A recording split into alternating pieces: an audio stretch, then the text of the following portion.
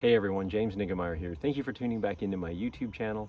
Today I want to go over 3 of my more productive search type baits for the month of May. Before I get right into it, if you haven't already subscribed to my channel, please hit the subscribe button.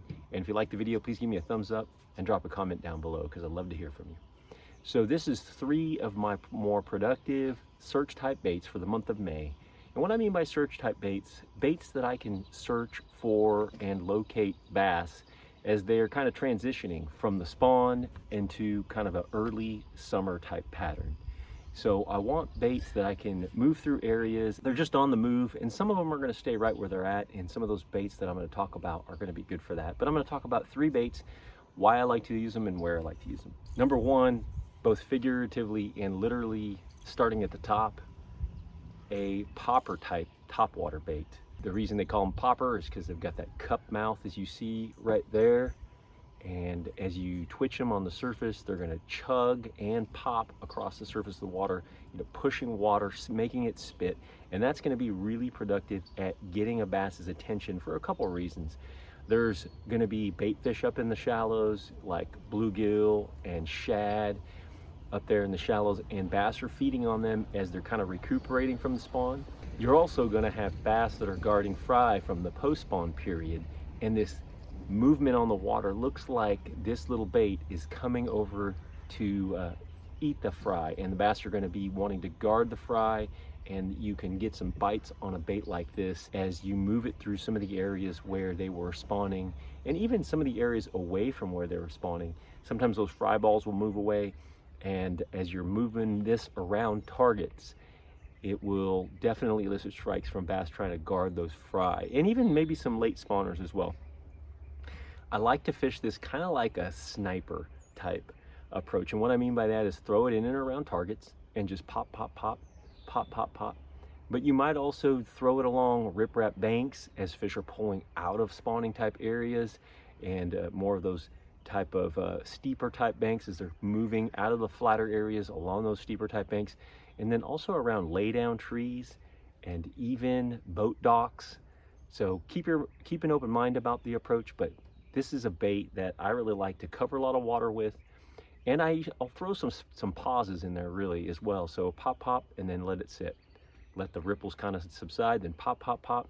But you can move it and you can cover a lot of water with it, and just pick those targets selectively. Again, any kind of cover in the water, twigs, buckbrush, lay down stumps, and even the edges of outside grass lines, stuff like that. The popper's a good one. Number 2 is a spinnerbait. Just a 1/2 ounce variety, white, double willow blades like that. And I really like this because in the month of May, you'll have shad spawning or bait fish spawning in shallow waters.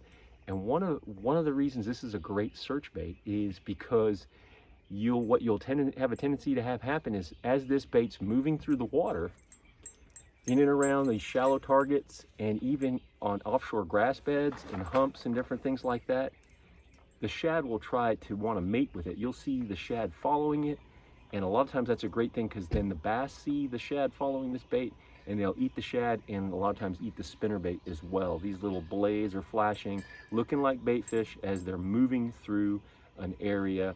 Got a little swim bait on the back there for a little added action, and that little swimming tail looks like bait fish kind of swimming through the water column as well. This can be great around boat docks and weed edges and any kind of hard areas. Again, riprap's another great place, but places where shad are going to spawn, water willow type emergent and submergent vegetation, lay down logs. Marinas and docks are great too. Those foam areas that are the flotation for docks, you can just slow roll this in and around docks and under docks and up close to the flotation on those docks, and you can really get some bass to bite this as shad are spawning. But keep your eyes peeled for the visual appearance of, you'll see shad in the water, up on the surface, and sometimes just flickering on the top of the water in the backs of creeks and pockets. And a spinnerbait's a great one to not only find them, but to catch them as well. Okay, number 3, a squarebill crankbait.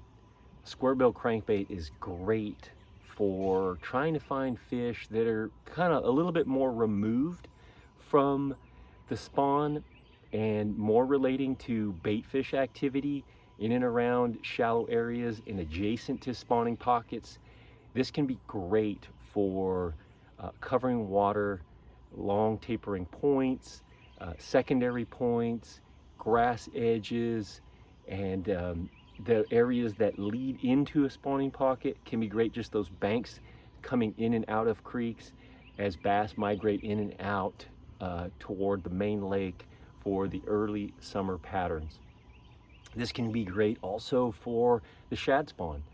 I've caught them around riprap banks, or anytime there's shad activity or shad spawn activity. You can see them not only on your Lowrance electronics, but also visually with your eyes. This is great in and around boat docks and lay down logs, stumps, and even standing timber can be great.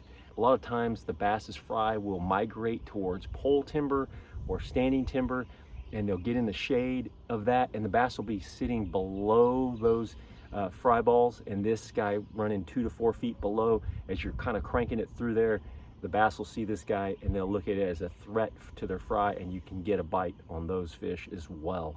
So it's a versatile bait because, again, it appeals to bass in different stages of the month of May, out of the spawning seasonal pattern and into the early summer patterns. So those are 3 of my more productive search type baits, power fishing type lures that are great for locating and catching fish in the month of May. Next time you're out there and you're trying to get a handle on just where they are and just what they're doing, try one of these 3 different types of baits and see if you can't locate them or contact them as they're moving from their spawning areas to the early summer patterns. Hey, thanks for taking time to watch this YouTube channel. Hopefully you found it valuable, and until next time, good fishing.